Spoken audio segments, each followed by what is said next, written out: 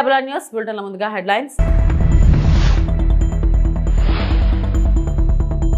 జగన్ వైఖరిని రాయలసీమ ప్రజలే తప్పుపడుతున్నారు. మంత్రి నిమ్మల రామానాయుడు.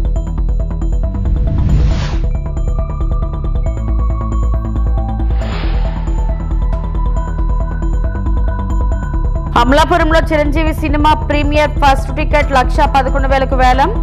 టికెట్ను దక్కించుకున్న మెగా అభిమాని మోకా సుబ్బారావు.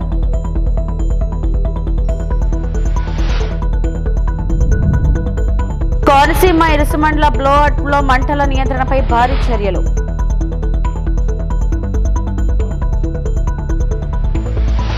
మాజీ ముఖ్యమంత్రి వైసీపీ అధినేత వైఎస్ జగన్మోహన్ రెడ్డి వైఖరిని రాయలసీమ ప్రజలే తప్పుపడుతున్నారని జలవనరుల శాఖ మంత్రి నిమ్మల రామానాయుడు విమర్శించారు. రాయలసీమలో ప్రతి ప్రాజెక్ట్ టీడీపీ హయాంలోనే వచ్చింది. ఇవాళ వైసీపీ తమను ప్రశ్నిస్తుంది కదా, గత 5 ఏళ్లలో రాయలసీమకు మీరు ఏం చేశారో చెప్పాలని డిమాండ్ చేశారు. కేవలం సినిమా సెట్టింగులు వేసి పూర్తి కాని ప్రాజెక్టులను ప్రారంభించారని ఆరోపించారు. వైసీపీ పత్రికల్లో దుష్ప్రచారం చేస్తున్నారు. ఏపీ ప్రజలు తెలివైన వాళ్ళు, ఎవరికి ఎలా నష్టం జరిగిందో తెలుసునని వెల్లడించారు. రాయలసీమ ప్రాజెక్టులు చూస్తే ఎన్టీఆర్, చంద్రబాబు గుర్తు వస్తారని మంత్రి నిమ్మల పేర్కొన్నారు. ఒక గండికోట గాని ఇట్లా రాయలసీమలో ఏ ప్రాజెక్టు పేరు చెప్పినా, ఏ రిజర్వాయర్ పేరు చెప్పినా కూడా గుర్తుకొచ్చేది అన్న ఎన్టీ రామారావు గారు, అదేవిధంగా మన గౌరవ ముఖ్యమంత్రి నారా చంద్రబాబు నాయుడు గారి నేటి విషయం. ఎందుకంటే మీరందరూ చూస్తూ ఉన్నారు, ఒక కేసీకి అన్నారు, అదేవిధంగా అలగనూరు బ్యాలెన్సింగ్ రిజర్వాయర్ ఉంది.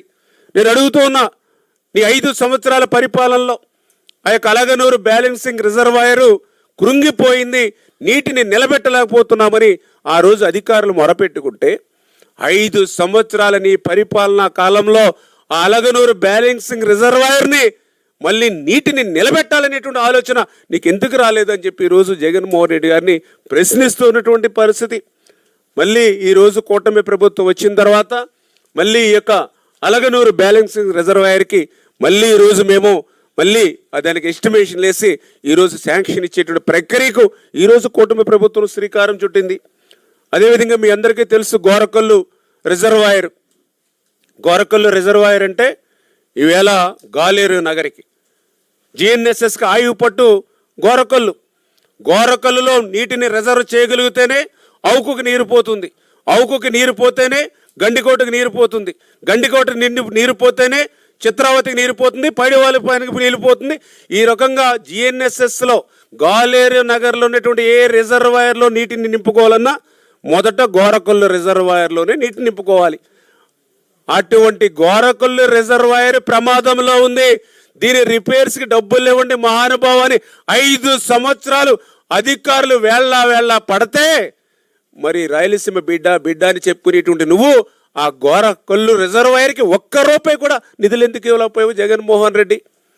ఈవేళ నీ కడప జిల్లాకి నీరు పోవాలన్నా, ఆఖరికి నీ పులివెందుల నియోజకవర్గం చిత్రావతి బ్యాలెన్సింగ్ రిజర్వాయర్కి నీరు పోవాలన్నా అది గోరకల్లులో నీళ్లుంటేనే వస్తాయి. అటువంటి గోరకల్లు కూడా 1 రూపాయి ఇవ్వనటువంటి మీరా ఈరోజు రాయలసీమ గురించి మాట్లాడడం. ఈరోజు చంద్రబాబు నాయుడు గారు కూటమి ప్రభుత్వం వచ్చిన తర్వాత మొన్న 58 కోట్ల రూపాయలు ఇచ్చి ఈరోజు టెండర్లు పిలిచి పనులు చేస్తూ ఉన్నాం. వేళ ఆ గోరకల్లు రిజర్వాయర్కి ఒక అవుకు రిజర్వాయర్ ఉంది, దానికి కూడా 5 సంవత్సరాలు పట్టించుకునేటువంటి పాపాన పోల.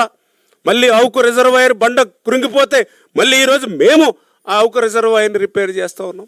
అంబేద్కర్ కోనసీమ జిల్లా మంటలను అదుపులోకి తెచ్చేందుకు చర్యలు సిద్ధమైన ఓఎన్జీసీ అధికారులు.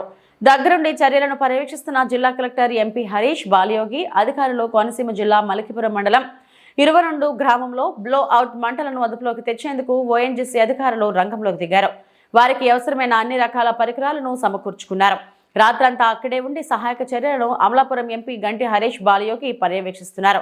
ప్రస్తుతం సంఘటనా ప్రదేశంలో అధికారులు సమన్వయం చేస్తున్నారు. మంటలను అదుపులోకి తెచ్చేందుకు అవసరమైన పరికరాలను సిద్ధం చేశారు. చుట్టుప్రక్కల గ్రామస్తులంతా ధైర్యంగా ఉండాలని, వీలైనంత త్వరగా మంటలను అదుపులోకి తీసుకువచ్చేందుకు అన్ని చర్యలు తీసుకున్నామని ఎంపీ హరీష్ బాలయోగి తెలిపారు.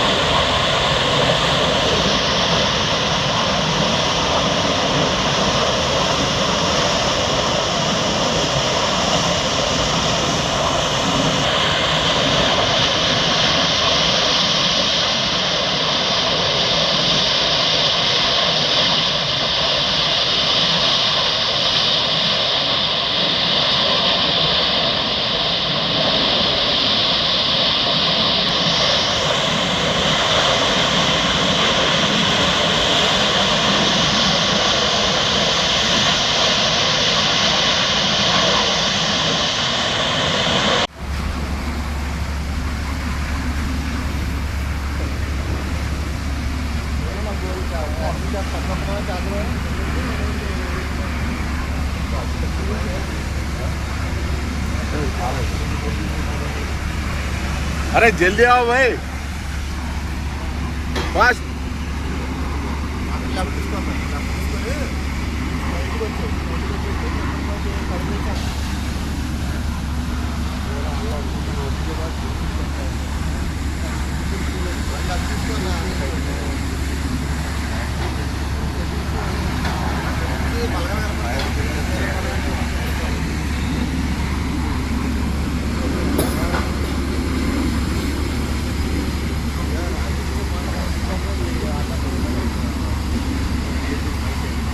అంబేద్కర్ కోనసీమ జిల్లా అమలాపురంలో Chiranjeevi cinema Shankar Varaprasad premium show మొదటి టికెట్ వేలంపాట 1,11,000కు దక్కించుకున్న మెగా అభిమాని.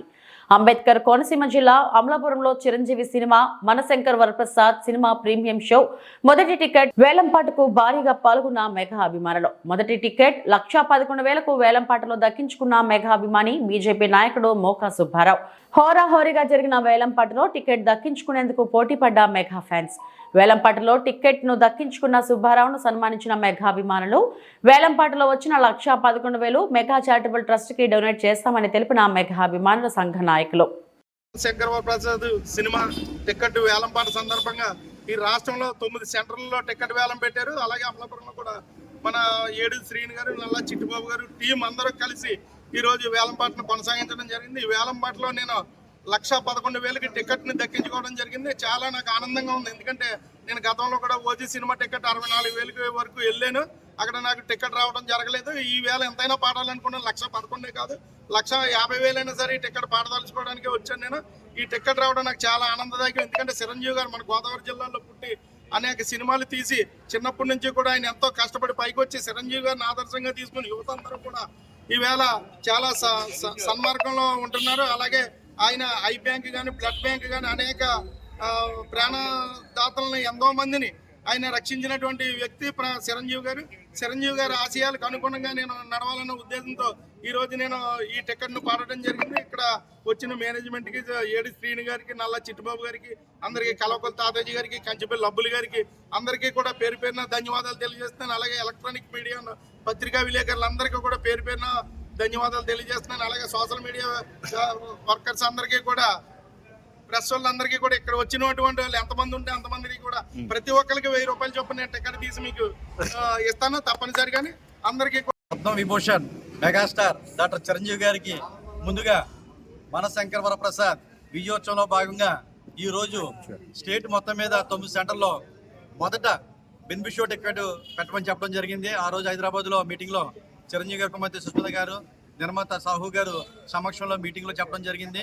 ముందుగా మా అమలాపురం సెంటర్ని అనౌన్స్మెంట్ చేసినందుకు మా అఖిల భారత చిరంజీవత గౌరవాధ్యక్షులు రమణ స్వామి గారికి ప్రత్యేక అభినందన తెలియజేసుకుంటూ ఈ రోజు వేలంపాటలో అమలాపురం నుంచి రాష్ట్ర బీజేపీ నాయకులు మోకా సుబ్బారావు గారు 1,11,000 రూపాయలకి టికెట్ కొనుగోలు చేసిన మాకు అందరికీ చాలా ఆనందకరం. ఆయన గతంలో ఓజీ కూడా 63,000 దాకా వచ్చిన ఆ రోజు జనసేన అభిమాని గుర్రం జీకే గారు పాడుకోవడం జరిగింది. మళ్ళీ తర్వాత ఎంతకైనా మెగా ఫ్యామిలీలో అందులోకి నేను చిరంజీవి గారు అభిమాని, నేను ఈ రోజు ఎంతకైనా పాడతానని చెప్పేసి అని ఆయన టైం వెయిట్ చేసి 1,11,000 రూపాయలకి ఆయన దక్కించుకోవడం మాకు అభిమానులందరికీ కూడా చాలా ఆనందంగా ఉంది. ముఖ్యంగా ఈ కార్యక్రమానికి ఇచ్చేసిన తాతాజీ గారికి, మోకా సుబ్బారావు గారికి, మన నల్లా పవన్ గారికి, కంచిపల్లి అబ్బులు గారికి, మెగా ఫ్యామిలీ అభిమానులందరికీ, అలాగే ప్రింట్ అండ్ ఎలక్ట్రానిక్ మీడియా అందరికీ కూడా మా ఉదయపూర్వక అభినందన తెలియజేసుకుంటూ భోగాపురం విమానాశ్రయానికి అనుమతులు తెచ్చామంటూ వైకాపా అవాస్తవాలు ప్రచారం చేస్తుందని టీడీపీ నేత పట్టాభిరామ్ అన్నారు. 2016లోనే సైట్ క్లియరెన్స్ అనుమతులను సీఎం చంద్రబాబు సాధించారని చెప్పారు. భూసేకరణతో పాటు రైతులకు నష్టం జరగకుండా జీవో ఇచ్చారన్నారు. విమానాశ్రయానికి చంద్రబాబు అంకురార్పణ చేశారని వివరించారు. భోగాపురం విమానాశ్రయంపై పట్టాభి ప్రెజెంటేషన్ ఇచ్చారు. రాష్ట్రంలో ఉన్నటువంటి ప్రతిపక్ష పార్టీ వైఎస్ఆర్ కాంగ్రెస్ పార్టీ షరామామూలుగానే తమ పాత్ర ఏమీ లేకపోయినా, తమ కాంట్రిబ్యూషన్ ఏమీ లేకపోయినా అంతా మేమే చేశామని చెప్పి అన్ని తమ ఖాతాలోకి జమ చేసుకునేటటువంటి పరిస్థితి మనం చూస్తూ ఉన్నాం. గత సంవత్సరాల కాలంగా రాష్ట్రంలో ఏ మంచి చేసినా కూడా అన్ని మేమే చేశాం, అవన్నీ ఆ క్రెడిట్ అంతా కూడా తమకే దక్కుతుందని చెప్పి నిస్సిగ్గుగా, వారి పాత్ర ఏమీ లేకపోయినా సరే నిస్సిగ్గుగా ఇవాళ వాళ్ళ మాటలు మాట్లాడుతూ ఉన్నారు. భోగాపురం అంతర్జాతీయ విమానాశ్రయం ఏదైతే అల్లూరి సీతారామరాజు గారి పేరుతో అల్లూరి సీతారామరాజు ఇంటర్నేషనల్ ఎయిర్పోర్ట్ గా రేపు జూన్ లో ప్రారంభింపబడుతున్నటువంటి భోగాపురం అంతర్జాతీయ విమానాశ్రయానికి సంబంధించినటువంటి వాస్తవాలు, ఎవరు దానికి అంకురార్పణ చేశారు, ఎవరి యొక్క కృషి వల్ల ఈ రోజున భోగాపురం విమానాశ్రయం యొక్క కళ సాకారం అవుతా ఉంది, నిర్మాణం పూర్తిగా వస్తా ఉంది అన్న దానికి సంబంధించి ఒక్కసారి మనం వాస్తవాల్లో కనుక వెళ్ళినట్లయితే ఇది ఫిబ్రవరి 2015లో ఆనాడు వచ్చినటువంటి వార్త. ఏదైతే మరి బెంగళూరులో జరుగుతున్నటువంటి ఎయిర్ షో, ఇంటర్నేషనల్ ఎయిర్ షోలో నారా చంద్రబాబు నాయుడు గారు పాల్గొన్నటువంటి దృశ్యం, ఆ రోజున కేంద్ర పౌర విమానయాన శాఖ మంత్రిగా ఉన్నటువంటి అశోక్ గజపతిరాజు గారు, అదేవిధంగా చంద్రబాబు నాయుడు గారు, ఆనాటి కేంద్ర సహాయ మంత్రి సుజనా చౌదరి గారు, వీరందరూ కూడా ఇంటర్నేషనల్ ఎయిర్ షో బెంగళూరులో పాల్గొన్న సందర్భంలో వారు ఆ రోజున ప్రకటించారు, భోగాపురంలో ఒక అంతర్జాతీయ విమానాశ్రయ నిర్మాణానికి మేము పూనుకుంటున్నామని చెప్పి ప్రకటిస్తూ వారు మాట్లాడినటువంటి వివరాలు కూడా ఈ వార్తలో మనం చూడొచ్చు. భోగాపురం వద్ద హైదరాబాద్ కి మించిన విమానాశ్రయాన్ని నిర్మించనున్నాం అని చంద్రబాబు నాయుడు గారు ప్రకటిస్తూ వైమానిక పరిశ్రమలకు ఎర్రతివాచి పరుస్తూ ఆ రోజున బెంగళూరులో వారు మాట్లాడినటువంటి మాటలు. ఫిబ్రవరి 20, 2015 నారా చంద్రబాబు నాయుడు గారు ఇంటర్నేషనల్ ఎయిర్ షో బెంగళూరులో వారు ప్రకటించినటువంటి విషయాన్ని, ఆ రోజు వచ్చినటువంటి వార్తను కూడా ఇక్కడ మీకు చూపిస్తూ ఉన్నాం. అంటే ఈ యొక్క ఆలోచనకి శ్రీకారం చుట్టింది నారా చంద్రబాబు నాయుడు గారు.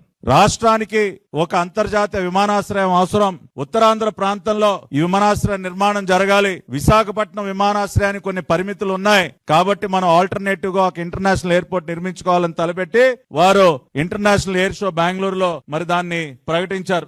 అనంతపురం జిల్లా తాడిపత్రి పట్టణంలోని ప్రభుత్వ జూనియర్ కళాశాలలో సంక్రాంతి పండుగ సందర్భంగా జేసీ ఫ్యామిలీ ఆధ్వర్యంలో నిర్వహించిన క్రికెట్ టోర్నమెంట్ సీజన్ 4 ను ఎమ్మెల్యే జేసీ అస్మిత్ రెడ్డి ఘనంగా ప్రారంభించారు. బీజేపీ నాయకులు లాయర్ ప్రతాప్ రెడ్డి ట్రాస్ వేశారు. జనసేన నాయకుడు శ్రీకాంత్ రెడ్డి బౌలింగ్ చేయగా ఎమ్మెల్యే జేసీ అస్మిత్ రెడ్డి బ్యాటింగ్ చేశారు. ఎమ్మెల్యే జేసీ అస్మిత్ రెడ్డి బ్యాట్ బాల్ ను ఒక 6 కొట్టి అందరినీ ఉత్సాహపరిచారు. ఎమ్మెల్యే జేసీ అస్మిత్ రెడ్డి, మున్సిపల్ చైర్మన్ జేసీ ప్రభాకర్ రెడ్డి ఆధ్వర్యంలో క్రికెట్ టోర్నమెంట్ క్రీడా పోటీలు నేటి నుండి 10 రోజుల పాటు జరగనున్నాయి. కార్యక్రమంలో క్రీడాకారులు పెద్ద సంఖ్యలో పాల్గొన్నారు.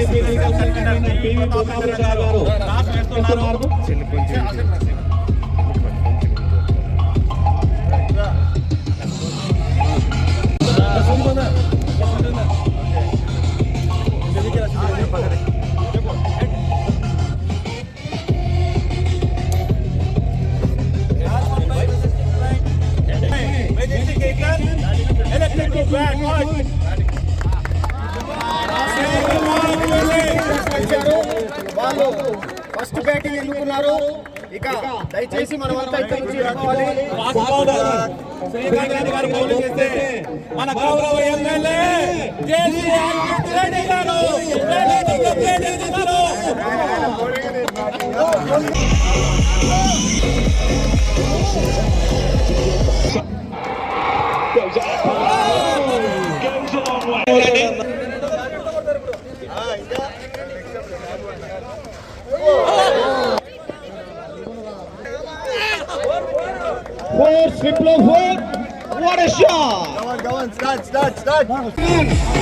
దయచేసి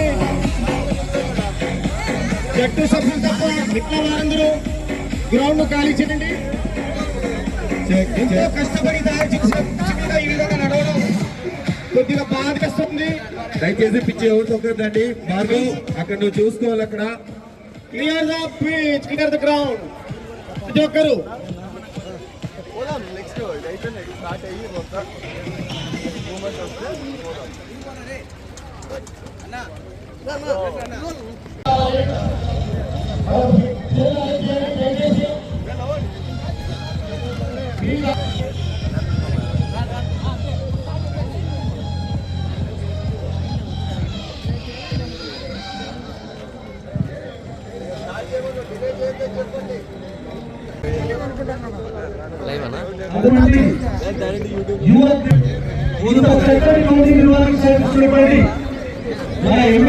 ఒక్కసారి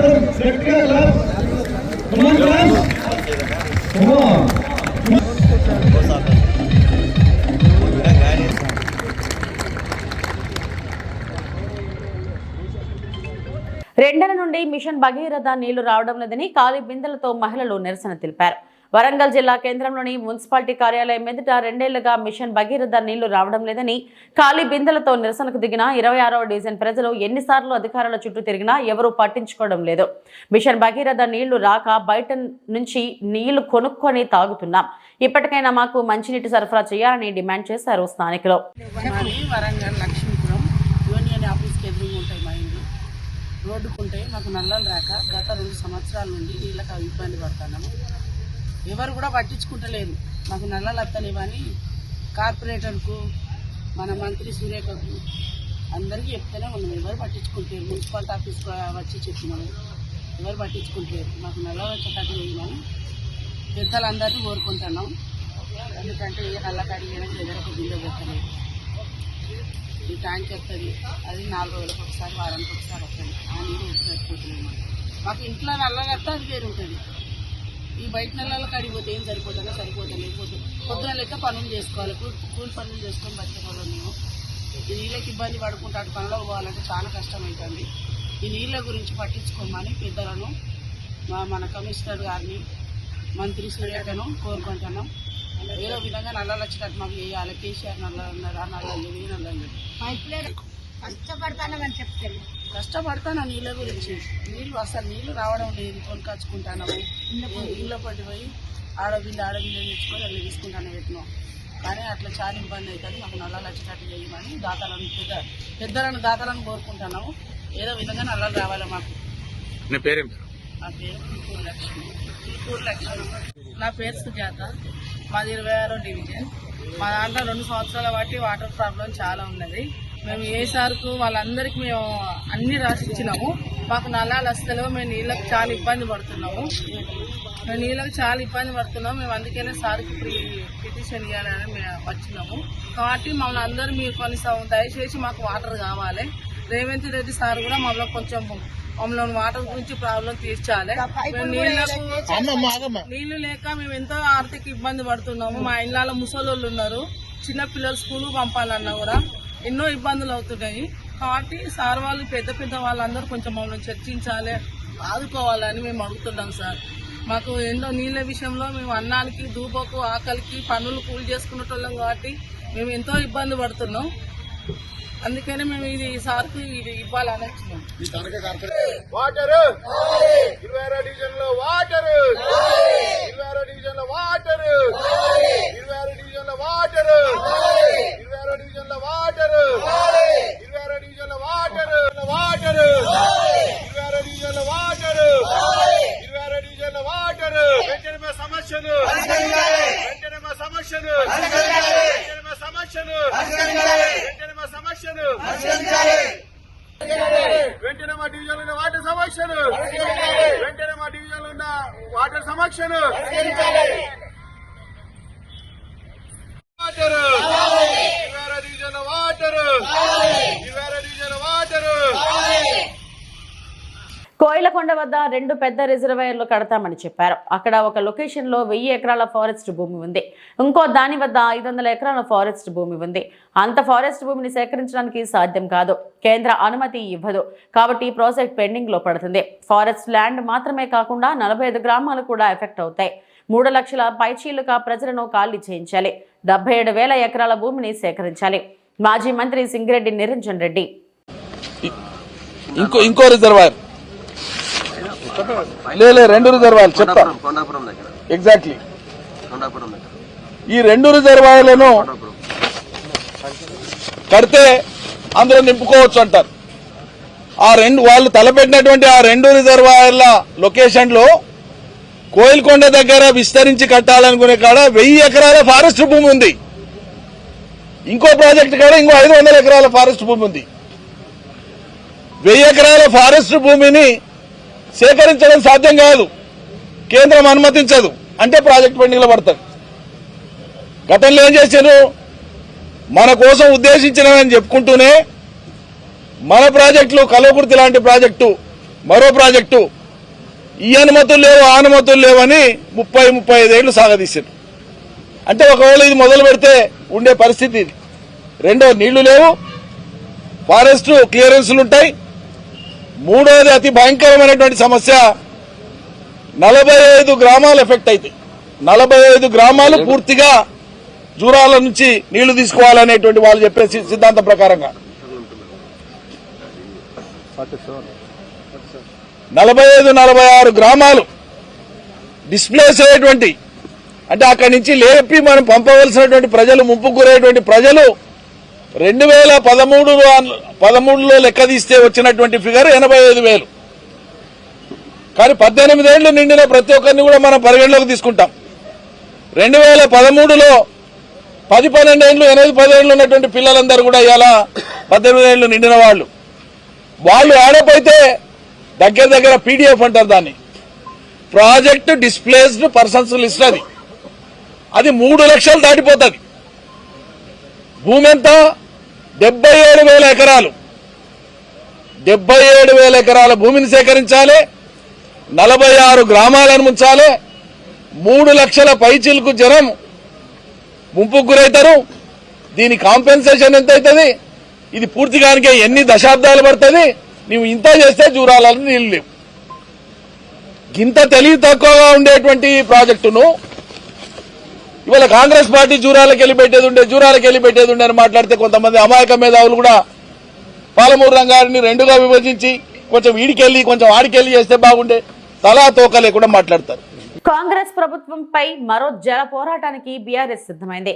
జూరాల ప్రాజెక్టులో నీళ్ల లభ్యత లేనందుకు పంపులు సంవత్సరంలో కేవలం 40 నుండి 45 రోజులు మాత్రమే నడుస్తాయి.